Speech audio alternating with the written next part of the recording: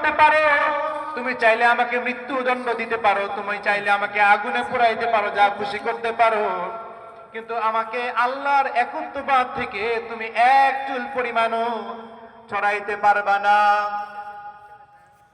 এবারে ফিরআউন তার কথা মতো কাজ করলো, একত্ববাদ না ছেড়ে মৃত্যুদণ্ড পছন্দ করে নিয়েছে।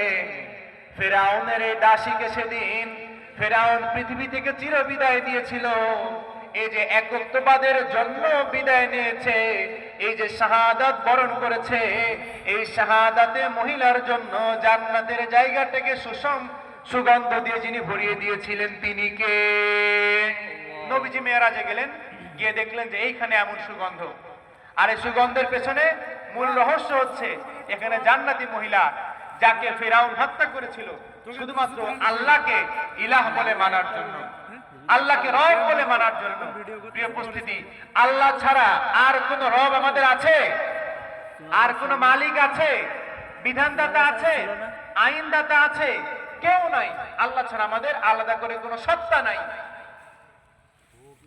আল্লাহ তাআলা বলছেন, কুল ইয়া আইয়ুহাল কাফিরুন লা আ'বুদু মা তা'বুদুন ওয়া লা আনতুম আ'বিদুনা মা আ'বুদ।